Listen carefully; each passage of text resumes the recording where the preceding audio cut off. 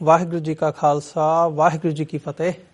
America ਦੇ ਵਿੱਚ spectrum RCN ਅਤੇ ਸ਼ਾਵਾ ਕੇਬਲ ਨੈਟਵਰਕਸ ਅਤੇ ਕੈਨੇਡਾ ਦੇ ਵਿੱਚ ਬੈਲ 5 ਕੇਬਲ ਨੈਟਵਰਕ ਰਾਹੀਂ ਅਤੇ ਵਰਲਡ ਵਾਈਡ ਗਲੋਬਲ CPN, ਜਾਦੂ TV, roku TV 84 online streaming ਜਾਂ ਫਿਰ ਫੇਸਬੁੱਕ ਰਾਹੀਂ ਸਾਡਾ ਇਹ ਸ਼ੋਅ ਦੇਖ ਰਹੇ ਸਾਰੇ ਦਰਸ਼ਕਾਂ ਦਾ ਮੈਂ ਅਮਰਵੀਰ ਸਿੰਘ ਅੱਜ ਦੇ ਪ੍ਰੋਗਰਾਮ ਵਿੱਚ ਸਵਾਗਤ ਕਰਦਾ।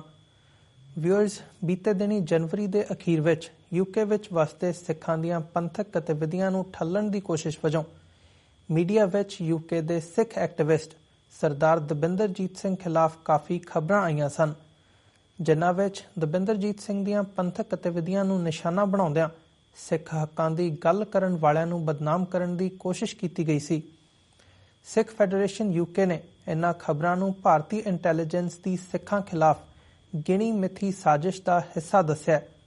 ਉਧਰ ਦੂਜੇ ਪਾਸੇ ਅੱਜ ਸਿੱਖ ਫੈਡਰੇਸ਼ਨ UK ਵੱਲੋਂ 1984 ਦੇ ਘੱਲੂਘਾਰੇ ਵਿੱਚ ਬਰਤਾਨੀਆ ਸਰਕਾਰ ਦੀ ਸ਼ਮੂਲੀਅਤ ਸੰਬੰਧੀ ਨਿਰਪੱਖ ਜਾਂਚ ਦੀ ਮੰਗ ਕੀਤੀ ਗਈ ਹੈ ਅਤੇ ਇਸ ਸੰਬੰਧੀ UK ਦੇ ਫੋਰਨ ਐਂਡ ਕਾਮਨਵੈਲਥ ਆਫਿਸ ਨੂੰ ਪੱਤਰ ਵੀ ਲਿਖਿਆ ਗਿਆ। ਅੱਜ ਦੇ ਸ਼ੋਅ ਵਿੱਚ ਅਸੀਂ ਇਹਨਾਂ ਦੋਹਾਂ ਘਟਨਾਵਾਂ ਸੰਬੰਧੀ ਸਿੱਖ ਫੈਡਰੇਸ਼ਨ UK ਦੇ ਉੱਘੇ ਆਗੂ ਦਵਿੰਦਰਜੀਤ ਸਿੰਘ ਨਾਲ ਗੱਲਬਾਤ ਕਰਾਂਗੇ, ਜੋ ਸਾਡੇ ਨਾਲ UK ਤੋਂ ਫੋਨ ਲਾਈਨ ਤੇ ਜੁੜ ਚੁੱਕੇ ਨੇ। ਆਓ ਅੱਜ ਦੀ ਵਿਚਾਰ ਚਰਚਾ ਦੀ ਸ਼ੁਰੂਆਤ ਕਰਦੇ ਹਾਂ। ਹਾਂਜੀ ਦਵਿੰਦਰਜੀਤ ਸਿੰਘ ਜੀ, ਵਾਹਿਗੁਰੂ ਜੀ ਕਾ ਖਾਲਸਾ, ਵਾਹਿਗੁਰੂ ਜੀ ਕੀ ਫਤਿਹ। ਵਾਹਿਗੁਰੂ ਜੀ ਕਾ ਖਾਲਸਾ, ਵਾਹਿਗੁਰੂ ਜੀ ਕੀ ਫਤਿਹ। ਤੁਹਾਡਾ ਸਵਾਗਤ ਹੈ ਜੀ ਅੱਜ ਦੇ ਸ਼ੋਅ ਦੇ ਵਿੱਚ। ਹਾਂਜੀ ਭਾਈ, ਅਸੀਂ ਗੱਲ ਕੀਤੀ ਸੀ ਜੀ ਪਿੱਛੇ ਜਿਹਾ ਇੱਕ ਖਬਰ ਲੱਗੀ ਸੀ ਇੰਡੀਆ ਦੇ ਪੇਪਰਾਂ ਵਿੱਚ।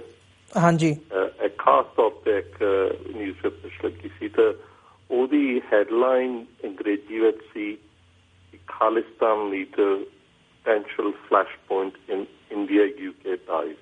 ਜੀ, ਤਾਂ ਅਸੀਂ ਜਾਣ ਕੇ ਬੜੀ ਗੱਲ ਜਿਹੜੇ ਮੇਨ ਸਟ੍ਰੀਮ ਮੀਡੀਆ ਵਿੱਚ ਅਸੀਂ ਉਸ ਪਾਸੇ ਨੂੰ ਨਹੀਂ ਗਏ, ਪਰ ਜਿਹੜਾ ਸਿੱਖਾਂ ਦਾ ਮੀਡੀਆ ਉਹਦੇ ਵਿੱਚ ਅਸੀਂ ਜ਼ਰੂਰ ਜਿੱਦਾਂ ਸਪਸ਼ਟੀਕਰਨ ਦੇਣਾ ਸੀ ਜੀ।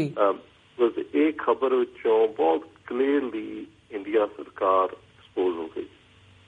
ਮੌਨਾ ਦਾਸ ਦਾ ਨਾਂ ਲੈ ਕੇ ਕੋਸ਼ਿਸ਼ ਕੀਤੀ ਬਦਨਾਮ ਕਰਨ ਨੂੰ, ਪਰ ਇੱਕ ਕਿਸਮ ਦਾ ਉਹ ਖਬਰ ਲਾਉਣ 'ਚ ਗੱਲ ਉਹਨਾਂ ਨੂੰ ਉਲਟੀ ਪੈ ਗਈ। ਮੈਂ ਥੋੜ੍ਹਾ ਜਿਹਾ ਤੁਹਾਡੇ ਜਿਹੜੇ TV 84 ਦੇ ਦਰਸ਼ਕ ਉਹਨਾਂ ਨੂੰ ਥੋੜ੍ਹਾ ਜਿਹਾ ਦੱਸ ਦੇਣਾ ਵੀ ਇਹ ਖਬਰ ਵਿੱਚ ਤਕਰੀਬਨ ਇਹ ਲਿਖਿਆ ਸੀ ਕਿ ਇੰਡੀਆ ਸਰਕਾਰ UK ਸਰਕਾਰ ਤੋਂ ਕਈ ਸਾਲਾਂ ਤੋਂ ਪ੍ਰੈਸ਼ਰ ਪਾ ਰਹੀ ਸੀ ਜੀ ਵੀ ਦਾਸ ਦਾ ਜਿਹੜੇ ਇੱਥੇ ਮਹਾਰਾਜ ਦੀ ਸੇਵਾ ਲੱਗੀ ਆ ਕਿ ਕੌਮ ਦਾ ਕੁਛ ਆਪਾਂ ਸਵਾਰਨਾ ਆ। ਫਿਰ ਅਸੀਂ ਵੀ ਹਰ ਥਾਂ ਤੇ ਤਕਰੀਬਨ ਖਾਸ ਤੌਰ ਤੇ 2001 ਤੋਂ ਲੈ ਕੇ ਅਸੀਂ ਸਿੱਖ ਫੈਡਰੇਸ਼ਨ UK ਦੇ ਨਾਲ ਐਡਵਾਈਜ਼ਰ ਦੇ ਤੌਰ ਤੇ ਜਿਹੜਾ ਕੰਮ ਕਰ ਰਹੇ ਹਾਂ, ਉਹਨਾਂ ਨੂੰ ਇਹ ਗੱਲ ਬਹੁਤ ਚੁੱਭਦੀ ਸੀ ਕਿ ਇੱਕ ਨੌਜਵਾਨ UK ਦਾ ਜੰਪਲ ਜੀ, ਨੌਕਰੀ ਵੀ ਬਹੁਤ ਚੰਗੀ ਸੀ, ਤਾਂ ਇਹ ਕਿਉਂ ਇਸ ਪਾਸੇ ਨੂੰ ਲੱਗਿਆ। ਉਹਨਾਂ ਨੇ ਇਸ ਖਬਰ ਵਿੱਚ ਕੋਈ ਮਹਿਕਮਾ ਛੱਡਿਆ ਨਹੀਂ ਜਿੱਥੇ ਉਹਨਾਂ ਨੇ ਕੋਸ਼ਿਸ਼ ਕੀਤੀ ਕਿ ਦਾਸ ਨੂੰ ਬਦਨਾਮ ਕਰਨ ਲਈ। ਉਹਨਾਂ ਨੇ ਪਹਿਲੀ ਚੀਜ਼ ਤਾਂ ਇਹ ਕਿਹਾ ਵੀ ਜਿਹੜੀ ਇੱਥੇ ਦੀ ਸਿਕਿਉਰਿਟੀ ਆ UK ਵਿੱਚ, ਜਿਹੜੀ ਇੱਥੇ ਇੰਟੈਲੀਜੈਂਸ ਆ, ਉਹਨੂੰ ਸਾਡੇ MI5 ਜੀ। ਉਹ ਕਹਿੰਦੇ ਸੀ MI5 ਨੂੰ ਬਹੁਤ ਵਾਰੀ ਕਿਹਾ ਵੀ ਇਸ ਬੰਦੇ ਤੇ ਤੁਸੀਂ ਦਬਾਅ ਪਾਓ, ਨਹੀਂ ਤਾਂ ਕੁਛ ਐਕਸ਼ਨ ਲਓ। ਤਾਂ ਉਹਨਾਂ ਨੇ ਆਪ ਹੀ ਮੰਨਿਆ ਵੀ ਇੰਡੀਆ ਦੀ ਇੰਟੈਲੀਜੈਂਸ ਨੇ ਕਿਹਾ ਵੀ ਸਾਨੂੰ ਕੋਈ ਉਹਨਾਂ ਨੇ ਖਾਸ ਕੋਈ ਹਮਦਰਦੀ ਨਹੀਂ ਦਿਖਾਈ ਜੀ, ਕੋਈ ਪੋਜ਼ਿਟਿਵ ਸਟੈਪ MI5 ਨੇ ਲੈ ਨਹੀਂ। ਦੂਸਰੇ ਪਾਸੇ ਉਹਨਾਂ ਨੇ ਫਿਰ ਇੱਥੇ ਦੀ ਸਰਕਾਰ ਨੂੰ ਸਿੱਧਾ ਅਪਰੋਚ ਕੀਤਾ। ਇਹ ਤਾਂ ਤੁਹਾਨੂੰ ਪਤਾ ਇੰਟੈਲੀਜੈਂਸ ਦਾ ਕੰਮ ਨਹੀਂ ਹੋਣਾ, ਇੰਡੀਆ ਸਰਕਾਰ ਦਾ ਕੰਮ ਹੋਣਾ। ਉਹਨਾਂ ਨੇ ਇੱਥੇ ਦੀ ਕੈਬਨਿਟ ਆਫਿਸ ਤੋਂ ਪ੍ਰਧਾਨ ਮੰਤਰੀ ਦੀ ਆਫਿਸ ਹੈ, ਉਹਨਾਂ ਨੂੰ ਕਿਹਾ ਵੀ ਇਹ ਬੰਦੇ ਦਾ ਜਿਹੜਾ ਕੰਮ ਆ ਵੀ ਅਸੀਂ ਨੌਕਰੀ ਕਰ ਰਹੇ ਹਾਂ ਕਿ ਉਹਦੇ ਸੰਬੰਧ ਵਿੱਚ ਵੀ ਇਹਨੂੰ ਕੋਈ ਪੋਲੀਟਿਕਸ ਵਿੱਚ ਹਿੱਸਾ ਨਹੀਂ ਲੈਣਾ ਚਾਹੀਦਾ, ਵੀ ਤੁਸੀਂ ਇਹ ਤੇ ਕੋਈ ਐਕਸ਼ਨ ਲਓ।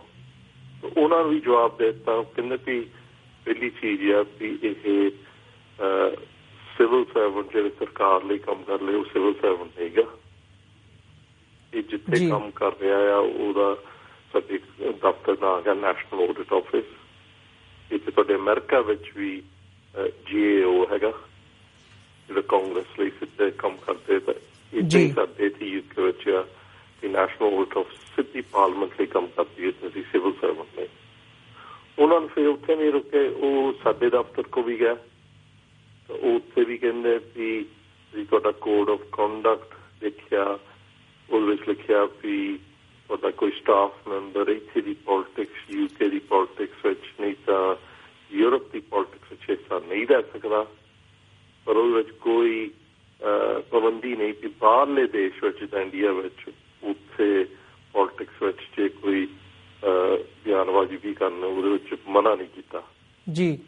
ਤੇ ਸਾਡੇ ਦਫ਼ਤਰ ਤੋਂ ਵੀ ਬਗੈਰ ਦਾਸ ਤੋਂ ਪੁੱਛਣ ਤੋਂ ਉਹਨਾਂ ਨੂੰ ਵੀ ਜਵਾਬ ਦਿੱਤਾ ਸੀ ਵੀ ਦੇਖੋ ਦਵਿੰਦਰਜੀਤ ਨੇ ਟੋਟਲੀ ਡਿਕਲੇਅਰ ਕੀਤਾ ਹਰ ਸਾਲ ਕਰ ਰਿਹਾ ਵੀ ਉਹ ਜਿਹੜੀ ਸਿੱਖ ਕਮਿਊਨਿਟੀ ਦੀ ਸੇਵਾ ਕਰ ਰਿਹਾ ਆ, ਸਾਨੂੰ ਕੋਈ ਪ੍ਰੋਬਲਮ ਨਹੀਂ ਜੀ। ਉਹ ਹੁਣ ਜਦੋਂ ਇਹਨਾਂ ਨੇ ਇਸ ਤਰੀਕੇ ਨਾਲ ਇਹ ਖਬਰ ਬਣਾਈ ਉਹਦੇ ਨਾਲ ਜਿਹੜੇ ਤਾਂ ਬੰਦੇ ਸਿਆਣੇ ਉਹ ਸਮਝ ਗਿਆ ਵੀ ਐਕਚੁਅਲੀ ਇਹਨਾਂ ਦਾ ਆਪਣਾ ਹੀ ਇੱਕ ਕਿਸਮ ਦਾ ਗੱਲ ਹਾਈਲਾਈਟ ਕਰਤੀ ਕਿ ਅਸੀਂ ਇੱਕ ਬੰਦੇ ਤੇ ਸਿਰਫ ਇੱਕ ਬੰਦੇ ਦੀ ਗੱਲ ਆਪਾਂ ਕਰ ਰਹੇ ਹਾਂ ਜੀ। ਬਿਲਕੁਲ ਪ੍ਰੈਸ਼ਰ ਇੰਨਾ ਪਾ ਰਹੇ ਸਰਕਾਰ ਤੇ ਪਾ ਰਹੇ ਹਾਂ, ਇੰਟੈਲੀਜੈਂਸ ਤੇ ਪਾ ਰਹੇ ਹਾਂ, ਕੰਮ ਤੇ ਪਾ ਰਹੇ ਤੇ ਸਾਰੇ ਸਾਨੂੰ ਜਵਾਬ ਦੇਈ ਜਾਂਦੇ ਵੀ ਉਹ ਗਲਤ ਕੋਈ ਕੰਮ ਕਰਦੇ ਨਹੀਂ। ਫਿਰ ਇਹਨਾਂ ਕੀ ਕੀਤਾ ਭਾਈ ਵੀ ਇਹਨਾਂ ਨੇ ਇੱਕ ਆਰਟੀਕਲ ਵਿੱਚ ਇੱਕ ਯੂਨੀਵਰਸਿਟੀ ਦਾ ਡਾਕਟਰ ਏਡਰੀਅਨ ਹੰਟ ਉਹਨੂੰ ਵੀ ਕੋਟ ਕੀਤਾ ਗਿਆ। ਤਾਂ ਉਹਨੂੰ ਕੋਟ ਇਸ ਤਰੀਕੇ ਨਾਲ ਜਿੱਦਾਂ ਇਹਨਾਂ ਲਿਖੀ ਸੀ ਖਬਰ ਵੀ ਉਹਨਾਂ ਕਿਹਾ ਵੀ ਦਵਿੰਦਰਜੀਤ ਸਿੰਘ ਫਾਲਕ ਸਕੁਆਇਰ ਜਿੱਦਾਂ ਹਰ ਅਸੀਂ ਜੂਨ ਦੇ ਮਿਆਰੇ ਤੇ ਪ੍ਰੋਗਰਾਮ ਰੱਖੀ ਦਾ ਆਪਾਂ ਜਿਹੜੀ ਇੰਟਰਵਿਊ ਕਰ ਹਟੇ TV 84 ਤੇ ਜੀ। ਉਹ ਕਹਿੰਦੇ ਵੀ ਇਸ ਡਾਕਟਰ ਏਡਰੀਅਨ ਹੰਟ ਜਿਹੜਾ ਇੱਕ ਟੈਰਰਿਜ਼ਮ ਦਾ ਸਪੈਸ਼ਲਿਸਟ ਆ ਉਹ ਸਪੀਚਾਂ ਉੱਥੇ ਸੁਣੀਆਂ ਤੇ ਉਹਨਾਂ ਤਕਰੀਬਨ ਇਹ ਕੋਸ਼ਿਸ਼ ਕੀਤੀ ਸੀ ਆਰਟੀਕਲ ਵਿੱਚ ਵੀ ਦਵਿੰਦਰ ਜੀ ਨੂੰ ਬਦਨਾਮ ਕਰਦੇ ਕਿ ਉੱਥੇ ਦੀਆਂ ਜਿਹੜੀ ਸਪੀਚਾਂ ਹੋਣੀਆਂ ਸ਼ਾਇਦ ਕਾਨੂੰਨ ਦੀਆਂ ਉਹ ਉਲੰਘਣਾ ਕਰ ਰਿਹਾ। ਦਾਸ ਨੇ ਕੀ ਕੀਤਾ ਜਿਹੜੀ ਗੱਲ ਇਹ ਖਬਰ ਵਿੱਚ ਨਹੀਂ ਕਲੀਅਰ ਹੁੰਦੀ, ਦਾਸ ਨੇ ਫਿਰ ਸਿੱਧਾ ਡਾਕਟਰ ਏਡਰੀਅਨ ਹੰਟ ਨੂੰ ਲਿਖਿਆ ਤੇ ਯੂਨੀਵਰਸਿਟੀ ਆਫ ਬਰਮਿੰਘਮ ਤੇ ਅਸੀਂ ਕਿਹਾ ਵੀ ਤੁਸੀਂ ਦੱਸੋ ਕਿਹੜੀ ਸਪੀਚ ਦਵਿੰਦਰ ਜੀ ਨੇ ਕੀਤੀ ਆ ਵੀ ਤੁਸੀਂ ਆਹ ਗਿਆਨ ਜਿਹੜਾ ਦਿੱਤਾ ਪੇਪਰ ਨੂੰ ਜੀ। ਉਹ ਵੀ ਭਾਈ ਏਦਾਂ ਹੋਇਆ ਵੀ ਉਹ ਡਾਕਟਰ ਏਡਰੀਅਨ ਹੰਟ ਨੇ ਸਾਨੂੰ ਲਿਖਤੀ ਰੂਪ ਵਿੱਚ ਕਲੀਅਰ ਕਰਤਾ ਵੀ ਆਹ ਖਬਰ ਗਲਤ ਆ। ਉਹ ਪੂਰੀ ਹਿਸਟਰੀ ਜਦੋਂ ਜਰਨਲਿਸਟ ਨੇ ਕਾਂਟੈਕਟ ਕੀਤਾ ਸੀ, ਕਿੱਦਾਂ ਯੂਨੀਵਰਸਿਟੀ ਨੇ ਕਾਂਟੈਕਟ ਕੀਤਾ, ਕਿੱਦਾਂ ਉਹਨੂੰ ਕਾਂਟੈਕਟ ਕੀਤਾ, ਕੀ ਉਹਨੇ ਲਿਖਿਆ ਸੀ, ਉਹ ਸਾਰਾ ਕੁਛ ਦੇ ਦਿੱਤਾ ਜਿਹੜੇ ਸੀ ਵਕੀਲਾਂ ਨੂੰ ਵੀ ਦੇ ਦਿੱਤਾ ਜੀ। ਉਹ ਕਹਿੰਦਾ ਵੀ ਮੈਨੂੰ ਮਿਸਕੋਟ ਕੀਤਾ ਗਿਆ। ਉਹਨੇ ਵੀ ਗੱਲ ਕਲੀਅਰ ਕੀਤੀ, ਕਹਿੰਦਾ ਮੈਂ ਸਪੀਚ 10 ਸਾਲ ਪਹਿਲਾਂ ਉਹ ਇੱਕ ਹੋਰ ਬੰਦੇ ਦੀ ਸੁਣੀ ਸੀ, ਮੈਂ ਉਹਦਾ ਕੋਟ ਕੀਤਾ ਸੀ, ਤੇਰੇ ਬਾਰੇ ਤਾਂ ਮੈਨੂੰ ਨਾ 10 ਸਾਲ ਪਹਿਲਾਂ ਪੁੱਛਿਆ ਸੀ ਨਾ ਹੁਣ ਪੁੱਛਿਆ ਜੀ।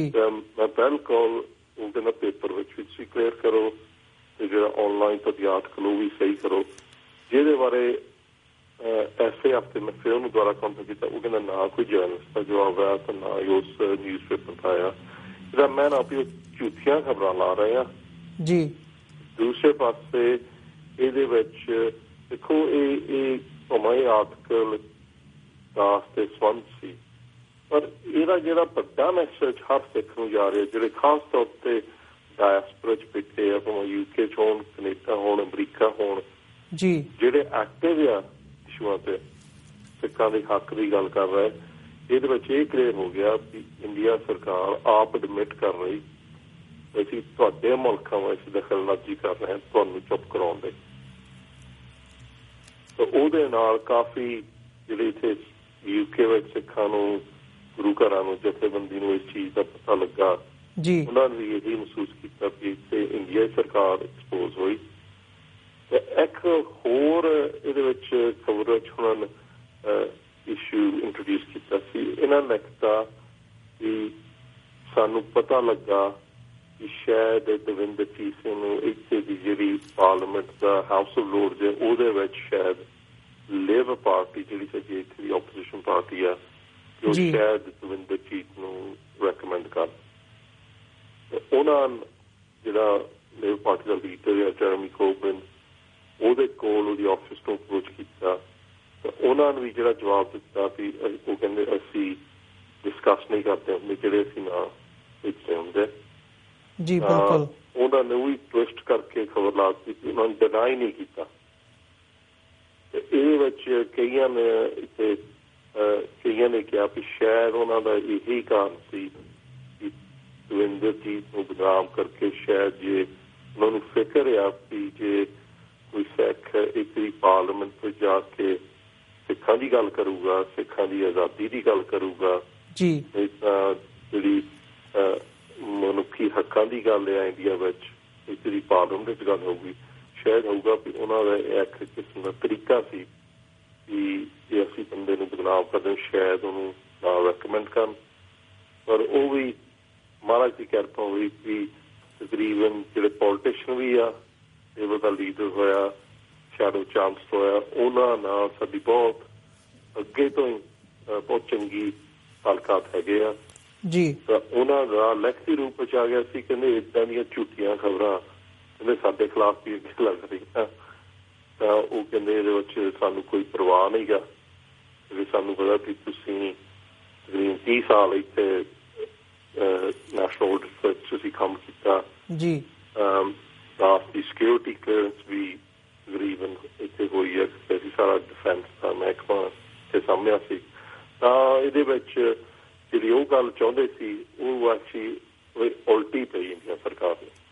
ਜੀ ਬਿਲਕੁਲ ਦਵਿੰਦਰਜੀਤ ਸਿੰਘ ਜੀ, ਜਿਵੇਂ ਤੁਸੀਂ ਇਹ ਸਾਰੇ ਘਟਨਾਕ੍ਰਮ ਜੋ ਕਿ ਪਿਛਲੇ ਦਿਨਾਂ ਦੇ ਵਿੱਚ ਸਾਰੀਆਂ ਖਬਰਾਂ ਆਈਆਂ ਸੀਗੀਆਂ, ਈਵਨ ਸਿੱਖ ਫੈਡਰੇਸ਼ਨ UK ਵੱਲੋਂ ਇੱਕ ਪ੍ਰੈਸ ਰਿਲੀਜ਼ ਵੀ ਜਾਰੀ ਕੀਤੀ ਗਈ ਸੀ ਜਿਵੇਂ ਤੁਸੀਂ ਮੈਂਸ਼ਨ ਕੀਤਾ, ਤੇ ਤੁਸੀਂ ਹੁਣ ਆਪਣੀ ਜ਼ੁਬਾਨੀ ਵੀ ਜਿਹੜਾ ਸਾਰਾ ਹੈਗਾ ਆਪਣਾ ਪੱਖ ਜੋ ਸਾਡੇ ਦਰਸ਼ਕਾਂ ਦੇ ਰੂਬਰੂ ਕੀਤਾ, ਸਾਡੇ ਸਾਹਮਣੇ ਰੱਖਿਆ।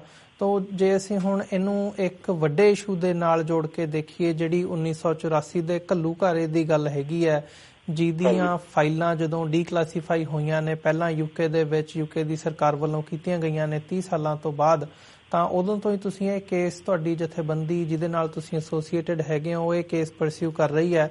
ਤਾਂ ਅੱਜ ਜਿਹੜੀ ਇਹ ਨਵੀਂ ਇੱਕ ਲੈਟਰ ਲਿਖੀ ਗਈ ਹੈ ਫੋਰਨ ਐਂਡ ਕਾਮਨਵੈਲਥ ਆਫਿਸ ਨੂੰ ਕਿ ਜਿਹੜੀ ਉਹਦੀ ਜਾਂਚ ਹੈਗੀ ਹੈ ਉਹ ਕਰਵਾਈ ਜਾਵੇ ਨਿਰਪੱਖ ਤੌਰ ਦੇ ਉੱਪਰ, ਤੇ ਤੁਹਾਡੇ ਵੱਲੋਂ ਵੀ ਇੱਕ ਰਿਪੋਰਟ ਤੇ ਕੰਮ ਕੀਤਾ ਗਿਆ। ਉਹ ਰਿਪੋਰਟ ਐਗਜ਼ੈਕਟਲੀ ਕੀ ਹੈਗੀ ਹੈ ਤੇ ਕਿਹੜੇ ਉਹ ਤੱਥ ਨੇ ਜਿਨ੍ਹਾਂ ਤੇ ਬੇਸਡ ਤੁਸੀਂ ਇਹ ਜਿਹੜੀ ਜਾਂਚ ਹੈ ਉਹਦੀ ਮੰਗ ਕੀਤੀ ਹੈ? ਹਾਂਜੀ, ਇਹਦਾ ਭਾਈ ਆਪਾਂ ਅੱਗੇ ਵੀ ਆਪਾਂ ਗੱਲ ਕਰ ਰਹੇ ਸੀ, ਮੈਂ ਥੋੜ੍ਹਾ ਜਿਹਾ ਪਿੱਛੇ ਜਾਣਾ ਵੀ ਜਿਹੜੇ TV 8 ਦੇ ਦਰਸ਼ਕ ਆ ਉਹਨਾਂ ਨੂੰ ਚੇਤਾ ਹੋਣਾ ਵੀ 1984 ਤੋਂ ਬਾਅਦ 30 ਸਾਲ ਬਾਅਦ ਜਨਵਰੀ 2014 ਵਿੱਚ ਉਹ ਪੇਪਰ ਨਿਕਲੇ ਸੀ ਕਿ ਇੱਥੇ ਦੀ ਸਰਕਾਰ ਵੱਲੋਂ ਇੱਕ ਕਿਸਮ ਦੇ ਉਹ ਚਾਹੁੰਦੇ ਨਹੀਂ ਸੀ ਨਿਕਲ ਗਿਆ ਪਰ ਨਿਕਲ ਗਿਆ ਸੀ ਕਿ ਇੱਥੇ ਦੀ ਸਰਕਾਰ ਨੇ ਫੈਬਰਰੀ 1984 ਵਿੱਚ ਇੱਥੋਂ SAS ਦਾ ਅਫਸਰ ਭੇਜਿਆ ਸੀ, ਉਹਨਾਂ ਨੂੰ ਤੇ ਸਲਾਹ ਦਿੱਤੀ ਦਰਬਾਰ ਸਾਹਿਬ ਤੇ ਕਿੱਦਾਂ ਅਮਲ ਕਰਨਾ। ਤਾਂ ਉਹਦੇ ਬਾਰੇ ਕਾਫੀ ਖਬਰਾਂ ਲੱਗੀਆਂ ਸੀ, ਪਾਰਲੀਮੈਂਟ ਡਿਬੇਟ ਵੀ ਹੋਈ ਜੀ। ਅਸੀਂ ਕੀ ਕੀਤਾ ਉਦੋਂ ਤੋਂ ਲੈ ਕੇ ਅੱਜ ਤੱਕ 3 ਸਾਲ ਹੋ ਗਏ, ਜਿੰਨੇ ਵੀ ਪੇਪਰ ਬਾਹਰ ਆ ਰਹੇ ਆ, ਜਿਹੜਾ ਰਿਸਰਚ ਦਾ ਨਾਮ ਸੀ ਫਿਲ ਮਿਲਰ ਸਿੱਖ ਫੈਡਰੇਸ਼ਨ UK ਦੇ ਨਾਲ ਉਹਦਾ ਕੰਮ ਕਰ ਰਿਹਾ। ਉਹ ਜਦੋਂ ਵੀ ਪੇਪਰ ਸਰਕਾਰ ਕੱਢਦੀ ਹੈ ਤਾਂ ਉਹਨਾਂ ਬਹੁਤ 90% ਪੇਪਰ ਕੱਢਣੋਂ ਕੱਢਦੀ ਉਸ ਤੋਂ ਬਾਅਦ ਹਰ ਇਸ਼ੂ ਤੇ ਜਦੋਂ ਪਤਾ ਲੱਗ ਗਿਆ ਵੀ ਉਸ ਟਾਈਮ ਜਿਹੜੀ ਮਾਰਗਰਟ ਥੈਚਰ ਸੀ ਉਹਨੂੰ ਕਈ ਚੀਜ਼ਾਂ ਕੀਤੀਆਂ ਹੋਣਗੀਆਂ, ਸ਼ਾਇਦ ਅੱਜ ਉਹ 20 ਸਾਲ ਬਾਅਦ ਕੰਟਰੋਵਰਸ਼ਲ ਲੱਗਣ, ਉਹ ਇੱਕ ਤਾਂ ਉਹਨਾਂ ਪੇਪਰ ਬਹੁਤ ਥੋੜ੍ਹੇ ਕੱਢੇ। ਪਰ ਅਸੀਂ ਕੀ ਕੀਤਾ ਵੀ ਉਹ 3 ਸਾਲਾਂ ਤੋਂ ਜਿੰਨੇ ਵੀ ਪੇਪਰ ਬਾਹਰ ਆ ਰਹੇ ਆ, ਅਸੀਂ ਇੱਕ ਰਿਪੋਰਟ ਤਿਆਰ ਕਰ ਰਹੇ ਹਾਂ। ਰਿਪੋਰਟ ਦਾ ਨਾਂ ਹੈਗਾ ਅੰਗਰੇਜ਼ੀ ਵਿੱਚ Sacrificing Sikhs, the Need for Investigation ਜੀ।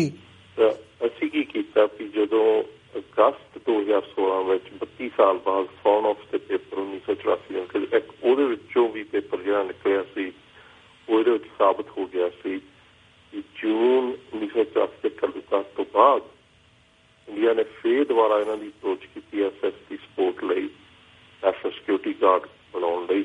ਇਹ ਆਪਾਂ ਅੱਗੇ ਗੱਲ ਕਰਕੇ ਉਹਦੇ ਉਹਦੇ ਨਾਲ ਹੀ ਭਾਈ ਅਸੀਂ 3 ਨਵੰਬਰ 2016 ਚ ਵਕੀਲਾਂ ਦੀ ਚਿੱਠੀ ਪਹਿਲੋਂ ਗਈ ਸੀ ਇੱਥੇ ਦੀ ਫੋਰਨ ਆਫਿਸ ਨੂੰ। ਅਸੀਂ ਉਹਨਾਂ ਕਿਹਾ ਸੀ ਆਹ ਇੱਕ ਨਵਾਂ ਪੇਪਰ ਮਿਲਿਆ, ਅਸੀਂ ਤੁਹਾਨੂੰ ਮੌਕਾ ਦਿੰਦੇ ਕਿ ਤੁਸੀਂ ਇਹਦੇ ਵਿੱਚ ਦੇਖੋ ਕਿ ਜਿਹੜੀ ਤੁਸੀਂ ਰਿਪੋਰਟ ਪਾਰਲੀਮੈਂਟ ਨੂੰ ਪੇਸ਼ ਕੀਤੀ 2014 ਵਿੱਚ, ਤੇ ਜਿਹੜਾ ਤੁਸੀਂ ਇੰਟਰਨਲ ਰਿਵਿਊ ਕੀਤਾ ਸੀ ਉਹਦੇ ਵਿੱਚ ਤੁਸੀਂ ਆਹ ਗੱਲ ਇਹਦੇ ਭਲਾਤ ਦੀ ਗਲਤੀ ਹੋ ਗਈ ਕਿ ਤੁਸੀਂ ਇਹਦੇ ਬਾਰੇ ਦੇਖੋ ਜੀ। ਉਹਨਾਂ ਕੀ ਕੀਤਾ, ਤਕਰੀਬਨ 200 ਇੱਥੇ ਦੇ ਪੋਲੀਟੀਸ਼ਨਾਂ ਨੇ ਵੀ ਚਿੱਠੀਆਂ ਪਾਈਆਂ ਤੇ ਸਿੱਖਾਂ ਨੇ ਲੌਬੀ ਕੀਤੀ ਤੇ ਉਹਨਾਂ ਨੂੰ ਇੱਕ ਤਰੀਕੇ ਦਾ ਉਹ ਸੇਮ ਜਵਾਬ ਭੇਜਦੇ ਰਹੇ। ਅਸੀਂ ਇਹ ਕੀਤਾ 16 ਜਨਵਰੀ 2017 ਨੂੰ ਵਕੀਲਾਂ ਨੂੰ ਚਿੱਠੀ ਫਿਰ ਪਾਈ ਗਈ ਸੈਕਟਰੀ ਵੱਲੋਂ ਕਿ ਹੁਣ ਅਸੀਂ ਤੁਹਾਡਾ ਜਵਾਬ ਦੇਣ ਲੱਗੇ ਹਾਂ। ਉਹ ਇਹ ਆ ਵੀ ਜਿਹੜਾ ਤੁਸੀਂ ਪੋਲੀਟੀਸ਼ਨਾਂ ਨੂੰ ਵੀ ਲਿਖਿਆ ਉਹ ਵੀ ਗਲਤ ਆ ਜੀ, ਜੇ ਸਾਨੂੰ ਵੀ ਲਿਖਿਆ ਉਹ ਵੀ ਗਲਤ ਹੈ। ਹੁਣ ਅਸੀਂ ਤੁਹਾਨੂੰ ਹੋਰ ਇਨਫੋਰਮੇਸ਼ਨ ਦੇ ਰਹੇ ਹਾਂ। ਉਹਦੇ ਵਿੱਚ ਅਸੀਂ 2 ਇਲਜ਼ਾਮ ਲਾਏ ਆ। ਉਹ ਇੱਕ ਆ ਕਿ ਤੁਸੀਂ ਜੁਲਾਈ 1984 ਇੱਥੇ ਦੀ ਪਾਰਲੀਮੈਂਟ ਨੂੰ ਮਿਸਲੀਡ ਕੀਤਾ ਗਿਆ ਸੀ, ਜਿਹਦੇ ਕੋਲ ਸਾਡੇ ਸਬੂਤ ਆ।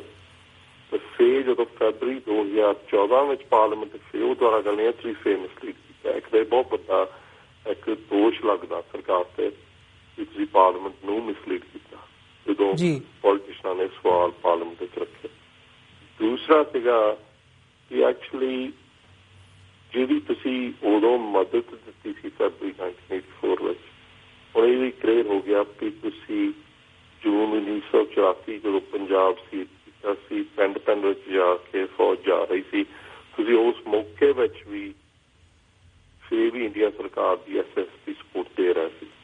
ਇਹ ਬਹੁਤ ਵੱਡਾ ਇੱਕ ਇਲਜ਼ਾਮ ਆ। ਆਮ ਲੋਕ ਜਿਹੜਾ ਇੱਥੇ ਬੈਠੇ ਨੇ ਦੁਨੀਆ ਤੇ ਬੈਠਾ ਉਹ ਕਹਿੰਦਾ ਵੀ ਕਿੱਦਾਂ ਦੇ ਮੁਲਕ ਹੋਣਗੇ, ਕਿੱਦਾਂ ਦੀ ਇਹਨਾਂ ਦੀ ਸਿਕਿਉਰਿਟੀ ਹੋਊਗੀ ਤੇ ਇਹਨਾਂ ਨੇ ਦੇਖਿਆ ਨਹੀਂ ਕਿ ਉੱਥੇ ਸਿੱਖਾਂ ਦੀ ਹਿਊਮਨ ਰਾਈਟਸ ਵਾਇਲੇਸ਼ਨ ਸਾਰੇ ਪੰਜਾਬ 'ਚ ਹੋ ਰਹੀ ਸੀ ਤੇ ਫਿਰ ਵੀ ਮਦਦ ਕਰ ਰਿਹਾ ਸੀ। ਉਹਦੇ ਨਾਲ ਭਾਈ ਜਿਹੜੀ ਇਹ ਚਿੱਠੀ ਪਾਈ ਗਈ ਆ ਉਹਦੇ ਵਿੱਚ ਇਹ ਲਿਖਿਆ ਗਿਆ ਕਿ ਆਹ ਜਿਹੜੀ ਅਸੀਂ report sacrificing Sikhs the need for investigation ਇਹ ਅਸੀਂ ਪਬਲਿਸ਼ ਕਰਦੇ ਨਹੀਂ, ਅਸੀਂ ਕੋਈ ਤਰੀਕ ਨਹੀਂ ਦਿੱਤੀ, ਪਰ ਅੰਦਾਜ਼ਾ ਆ ਕਿ ਤਕਰੀਬਨ ਮਹੀਨੇ ਕੁ ਵਿੱਚ ਅਸੀਂ ਪਬਲਿਸ਼ ਕਰ ਦੇਣੀ। ਤੇ ਜਦੋਂ ਅਸੀਂ ਪਬਲਿਸ਼ ਕੀਤੀ ਉਦੋਂ ਵਕੀਲਾਂ ਨੇ ਕਾਨੂੰਨੀ ਤੌਰ ਤੇ ਪਬਲਿਕ ਇਨਕੁਆਇਰੀ ਦੀ ਮੰਗ ਕਰਨੀ ਆ। ਅਸੀਂ ਸਰਕਾਰ ਨੂੰ ਮੌਕਾ ਦਿੱਤਾ ਕਿ ਅਸੀਂ 10 ਹਫ਼ਤੇ ਤੁਹਾਨੂੰ ਪਹਿਲਾਂ ਦਿੱਤੇ ਸੀ ਪਹਿਲੀ ਚਿੱਠੀ ਤੋਂ ਬਾਅਦ ਤਾਂ ਹੁਣ ਵੀ ਅਸੀਂ ਤਕਰੀਬਨ ਸਮਝ ਲਓ ਕਿ 16 ਜਨਵਰੀ ਤੋਂ ਤਕਰੀਬਨ 2 ਮਹੀਨੇ ਦੇਣੇ ਆ। ਜੇ ਤਾਂ ਸਰਕਾਰ ਸਾਡੇ ਨਾਲ ਸੈਕਟਰੀ UK ਸਾਡੇ ਵਕੀਲਾਂ ਨਾਲ ਬਹਿ ਕੇ ਗੱਲ ਕਰਨੀ ਚਾਹੁੰਦੀ ਆ ਇਹ ਇਨਵੈਸਟੀਗੇਸ਼ਨ ਕਿੱਦਾਂ ਕਰਨੀ ਆ, ਠੀਕ ਆ, ਨਹੀਂ ਤਾਂ ਕਾਨੂੰਨੀ ਸਾਡਾ ਹੱਕ ਤਾਂ ਹੈਗਾ ਹੀ ਆ। ਤਾਂ ਉਹਦੇ ਵਿੱਚ ਪਰ ਗੱਲ ਫਿਰ ਵਧ ਜਾਣੀ ਆ, ਵਧਣੀ ਏਦਾਂ ਆ ਵੀ ਹਜੇ ਤੱਕ ਸਾਰਾ ਫੋਕਸ ਰਿਹਾ ਵੀ ਤੁਸੀਂ ਇੰਡੀਆ ਸਰਕਾਰ ਨੂੰ ਕਿੱਦਾਂ ਮਦਦ ਕੀਤੀ ਪੰਜਾਬ 'ਚ। ਜੀ ਬਿਲਕੁਲ। ਸਰ ਪਹਿਲੋਂ ਭੇਜਿਆ ਦਬਾਅ ਦੇ ਤਹਿਤ ਤੋਂ ਬਾਅਦ ਫਿਰ ਤੁਸੀਂ ਦੁਬਾਰਾ ਸਪੋਰਟ ਕੀਤੀ ਜੂਨ 84 ਤੋਂ ਬਾਅਦ। ਪਰ ਜਿਹੜੇ ਅਸੀਂ ਪੇਪਰ ਇੱਥੇ ਇਕੱਠੇ ਕੀਤੇ ਆ ਉਹਦੇ ਵਿੱਚ ਜਿਹੜਾ ਅੱਜ ਵੀ ਜਿਹੜੀਆਂ ਖਬਰਾਂ ਪ੍ਰੈਸ ਟਰਸਟ ਆਫ ਇੰਡੀਆ ਨੇ ਕਾਫੀ ਪੇਪਰਾਂ ਵਿੱਚ ਲਾਈਆਂ ਆ ਉਹ ਇਹ ਆ ਕਿ ਜੋ ਕੁਛ ਇਸ ਮੁਲਕ ਵਿੱਚ ਸਿੱਖਾਂ ਦੇ ਉਲਟ ਇੱਥੇ ਦੀ ਸਰਕਾਰ ਨੇ ਕੀਤਾ ਇੰਡੀਆ ਦੇ ਕਹਿ ਤੇ ਉਹ ਵੀ ਫਿਰ ਗੱਲ ਬਾਹਰ ਆ ਜਾਣੀ ਆ, ਜਿਹਦੇ ਵਿੱਚ 1984 ਤੇ 1985 ਵਿੱਚ ਸਾਡੇ ਕੋਲ ਕਈ ਪੇਪਰ ਵੀ ਮਿਲੇ ਆ ਤੇ ਕਈ ਸਾਡਾ ਜਿਹੜੀ ਚਲੋ ਨੌਲੇਜ ਆ ਕਿ ਸਿੱਖਾਂ ਨਾਲ ਉਦੋਂ ਕੀ ਹੋ ਰਿਹਾ ਸੀ ਉਹ ਜੋ ਗੱਲ ਬਾਹਰ ਆਈ। ਫਿਰ ਜਿਹੜੀ ਪਬਲਿਕ ਇਨਕੁਆਇਰੀ ਆ ਉਹਦਾ ਸਕੋਪ ਬਹੁਤ ਵੱਡਾ ਹੋ ਜਾਣਾ। ਸ਼ਾਇਦ ਤੁਸੀਂ ਮਦਦ ਉੱਥੇ ਨਹੀਂ ਕੀਤੀ ਪਰ ਤੁਸੀਂ ਇਸ ਮੁਲਕ ਦੇ ਸਿੱਖਾਂ ਤੇ ਦਬਾਅ ਕਿੱਦਾਂ ਪਾਇਆ, ਜਿਹੜੀ ਗੱਲ ਆਪਾਂ ਪਹਿਲੋਂ ਕਰ ਰਹੇ ਵੀ ਹੁਣ ਵੀ ਕਰ ਰਹੇ ਆ ਤੇ ਉਦੋਂ ਵੀ ਕਰ ਰਹੇ ਸੀ। ਇਹਦਾ ਮੈਨਾ ਵੀ ਜਿਹੜੀ ਸਿੱਖ ਮਾਈਨੋਰਿਟੀ ਕਮਿਊਨਿਟੀ ਆ ਇੰਡੀਆ ਵਿੱਚ ਉਹਨਾਂ ਤੇ ਆਪਾਂ ਦੇਖ ਲਿਆ ਵੀ ਕਿੱਦਾਂ ਤਸ਼ੱਦਦ ਹੋਇਆ, ਪਰ ਇੱਕ ਕਿਸਮ ਦਾ ਜਿਹੜਾ ਆਪਣਾ ਹੱਕ ਆ ਆਵਾਜ਼ ਉਠਾਉਣ ਦਾ ਉਹ ਵੀ ਬੰਦ ਕਰਨ ਲਈ ਇੰਡੀਆ ਸਰਕਾਰ ਨੇ ਕਿੱਦਾਂ ਸਰਕਾਰਾਂ ਤੇ UK ਸਰਕਾਰ ਤੇ ਖਾਸ ਤੌਰ ਤੇ ਕਿੱਦਾਂ ਪ੍ਰੈਸ਼ਰ ਪਾਇਆ ਗਿਆ। ਦਵਿੰਦਰਜੀਤ ਸਿੰਘ ਜੀ, ਜਿਵੇਂ ਤੁਸੀਂ ਗੱਲ ਕਰ ਰਹੇ ਹੋ ਕਿ ਜਿਹੜੀ ਇਸ ਸਾਰੇ ਦੇ ਦੌਰਾਨ ਤੁਹਾਡੇ ਸਾਹਮਣੇ ਜੋ ਸਬੂਤ ਸਾਹਮਣੇ ਆਏ ਨੇ ਉਹਦੇ ਤੋਂ ਇਹ ਗੱਲ ਸਾਹਮਣੇ ਆਉਂਦੀ ਹੈ, ਪਤਾ ਲੱਗਦਾ ਹੈ ਕਿ ਇਹ ਇਕੱਲਾ ਪੰਜਾਬ ਦੇ ਵਿੱਚ ਜਾਂ 1984 ਦੇ ਘੱਲੂਘਾਰੇ ਨਾਲ ਰਿਲੇਟਡ ਹੀ ਨਹੀਂ ਮਦਦ ਕੀਤੀ ਗਈ ਸੀ, ਬਲਕਿ ਇੱਥੇ UK ਦੇ ਵਿੱਚ ਜਿੱਥੇ ਤੁਸੀਂ ਬੈਠੇ ਹੋ ਸਿੱਖ ਵਸਦੇ ਆ ਵੱਡੀ ਗਿਣਤੀ ਦੇ ਵਿੱਚ, ਉੱਥੇ ਵੀ ਡਾਇਰੈਕਟਲੀ ਇਨਡਾਇਰੈਕਟਲੀ ਜਿਹੜੀ ਇੰਟੈਲੀਜੈਂਸ ਵੱਲੋਂ ਜਾਂ ਸਰਕਾਰ ਵੱਲੋਂ ਕੌਂਸੂਲੇਟਸ ਦੇ ਥਰੂ ਜਿਹੜੀ ਹੈ ਉਹ ਅਪਰੋਚ ਕੀਤੀ ਜਾਂਦੀ ਹੈ ਤੇ ਡਿਫਰੈਂਟ ਤਰੀਕਿਆਂ ਦੇ ਨਾਲ ਜਿਹੜਾ ਹੈਗਾ ਪ੍ਰਭਾਵਿਤ ਕਰਨ ਦੀ ਕੋਸ਼ਿਸ਼ ਕੀਤੀ ਜਾਂਦੀ ਹੈ। ਜਿਹੜੀਆਂ ਆਪਾਂ ਪਹਿਲਾਂ ਕੇਸ ਡਿਸਕਸ ਕਰਕੇ ਹਟੇ ਹਾਂ, ਜਿਹੜੀਆਂ ਤੁਹਾਡੇ ਖਿਲਾਫ ਜਿਹੜੀਆਂ ਅਖਬਾਰਾਂ ਦੇ ਵਿੱਚ ਮੀਡੀਆ ਦੇ ਵਿੱਚ ਖਬਰਾਂ ਲੱਗੀਆਂ ਨੇ, ਇਹ ਵੀ ਕਿਤੇ ਨਾ ਕਿਤੇ ਉਸੇ ਦਾ ਹਿੱਸਾ ਜਾਪਦੀਆਂ ਨੇ। ਸੋ ਇਹ ਜਿਹੜਾ ਓਵਰਆਲ ਸਿਨੈਰੀਓ ਹੈਗਾ ਇਹ 1984 ਦੇ ਵਿੱਚ ਵੀ ਮੌਜੂਦ ਸੀ, ਇਹ ਅੱਜ ਵੀ ਮੌਜੂਦ ਹੈਗਾ। ਜੇ ਇਹਦੀ ਇਨਕੁਆਇਰੀ ਦੀ ਗੱਲ ਜਿਵੇਂ ਤੁਸੀਂ ਕਰ ਰਹੇ ਹੋ ਵੀ ਦਾਇਰਾਕਾਰ, ਜੇ ਪਬਲਿਕਲੀ ਤੁਸੀਂ ਰਿਪੋਰਟ ਨੂੰ ਰਿਲੀਜ਼ ਕਰਦੇ ਹੋ ਤੇ ਉਹਦਾ ਦਾਇਰਾਕਾਰ ਵੱਡਾ ਹੋ ਜਾਣਾ ਜਦੋਂ ਤੁਸੀਂ ਕਾਨੂੰਨੀ ਲੜਾਈ ਲੜਨ ਦੀ ਜਿਹੜੀ ਹੈ ਗੱਲ ਕਰਦੇ ਹੋ। ਸੋ ਐਗਜ਼ੈਕਟਲੀ ਰਿਪੋਰਟ ਦੇ ਵਿੱਚ ਕੀ ਹੈਗਾ ਤੇ ਉਹ ਕਿਵੇਂ ਪ੍ਰਭਾਵਿਤ ਕਰ ਸਕਦਾ, ਤੇ ਇਹਦੇ ਤੋਂ ਜਿਹੜੀ ਸਿੱਖ ਕੌਮ ਹੈਗੀ ਹੈ ਡਾਇਸਪੋਰਾ ਦੇ ਵਿੱਚ ਵਸਦੀ, ਉਹ ਭਾਵੇਂ UK ਦੇ ਵਿੱਚ ਹੋਵੇ ਖਾਸ ਤੌਰ ਤੇ ਜਾਂ ਹੋਰਾਂ ਮੁਲਕਾਂ ਦੇ ਵਿੱਚ ਹੋਵੇ, ਉਹਨਾਂ ਨੂੰ ਕੀ ਸਿੱਖਣ ਦੀ ਜਾਂ ਕੀ ਸੇਧ ਲੈਣ ਦੀ ਲੋੜ ਹੈਗੀ ਹੈ ਇਸ ਸਾਰੇ ਘਟਨਾਕ੍ਰਮ ਤੋਂ? ਇਹਦੇ ਵਿੱਚ ਜਿੱਦਾਂ ਤੁਸੀਂ ਦੱਸਿਆ ਵੀ ਇਹਦੇ ਵਿੱਚ ਜੇ ਤਾਂ ਆਪਾਂ ਦੇਖੀਏ ਵੀ ਆਪਾਂ ਨੂੰ ਸਿੱਖਣਾ ਕੀ ਚਾਹੀਦਾ, ਸਿੱਖਣਾ ਇਹ ਚਾਹੀਦਾ ਕਿ ਜਿਹੜੀਆਂ ਸਰਕਾਰਾਂ ਹੁੰਦੀਆਂ, ਖਾਸ ਤੌਰ ਤੇ ਇੰਡੀਆ ਸਰਕਾਰ ਨੇ ਕੋਈ ਗੱਲ ਛੱਡੀ ਨਹੀਂ ਸਿੱਖਾਂ ਪ੍ਰਤੀ ਇੰਡੀਆ ਵਿੱਚ, ਪਰ ਜਿਹੜੀ ਬਾਹਰਲੇ ਸਿੱਖਾਂ ਦੀ ਗੱਲ ਕਰਦੇ ਆ ਉਹਨਾਂ ਨੇ ਆਪਣੇ ਤਰੀਕੇ ਨਾਲ ਆਪਣੀ ਆਵਾਜ਼ ਕਿੱਦਾਂ ਬੰਦ ਕੀਤੀ, ਸਰਕਾਰਾਂ ਤੇ ਪ੍ਰੈਸ਼ਰ ਪਾ ਕੇ ਜੀ ਇੰਡੀਵਿਜੂਅਲ ਸਿੱਖ ਆਈਡੈਂਟੀਫਾਈ ਕੀਤੇ। ਹੁਣ ਦੇਖੋ ਇੱਕ ਪਾਸੇ ਪਿਛਲੇ 18 ਮਹੀਨਿਆਂ 'ਚ ਕਾਲੀ ਸੂਚੀ ਦੀ ਗੱਲ ਚੱਲਦੀ ਸੀ ਵੀ ਕਿੱਦਾਂ ਮੋਦੀ ਸਰਕਾਰ ਇੱਥੇ ਬੰਦਿਆਂ ਨੂੰ ਮਿਲਿਆ ਸੀ ਜੀ ਕਾਲੀ ਸੂਚੀ 'ਚੋਂ ਬੰਦਿਆਂ ਦੇ ਨਾਲ ਕੱਢ ਰਿਹਾ। ਜਦੋਂ ਇੱਦਾਂ ਦੀਆਂ ਖਬਰਾਂ ਲੱਗਦੀਆਂ ਇਹ ਪਤਾ ਲੱਗਦਾ ਵੀ ਇੱਕ ਪਾਸੇ ਇਹੀ ਹੁੰਦੇ ਆ ਕਾਲੀ ਸੂਚੀਆਂ ਵੀ ਇਹ ਚਾਹੁੰਦੇ ਬੰਦੇ ਉੱਥੇ ਜਾ ਕੇ ਵੀ ਕੰਪਰੋਮਾਈਜ਼ ਹੋਣ, ਪਰ ਜਿਹੜੀਆਂ ਗੱਲਾਂ ਜਿਹੜੇ ਬਾਹਰ ਬੰਦੇ ਬੈਠੇ ਆ, ਜਿਹੜਾ ਕੋਈ ਕੰਮ ਕਰ ਰਿਹਾ ਇੰਡੀਆ ਨੂੰ ਐਕਸਪੋਜ਼ ਕਰ ਰਿਹਾ, ਇਹਨਾਂ ਦਾ ਪੂਰਾ ਜ਼ੋਰ ਲੱਗਾ। ਉਹਦੇ ਵਿੱਚ ਜਦੋਂ ਆਪਾਂ ਗੱਲਾਂ ਬਾਹਰ ਜਾਵਾਂਗੇ ਇੱਕ ਤਾਂ ਸਿੱਖਾਂ ਦੀ ਅਵੇਅਰਨੈਸ ਵੱਧਦੀ ਆ ਕਿ ਇੰਡੀਆ ਸਰਕਾਰ ਕਿੱਦਾਂ ਦੇ ਗਲਤ ਕੰਮ ਕਰ ਰਹੀ ਆ।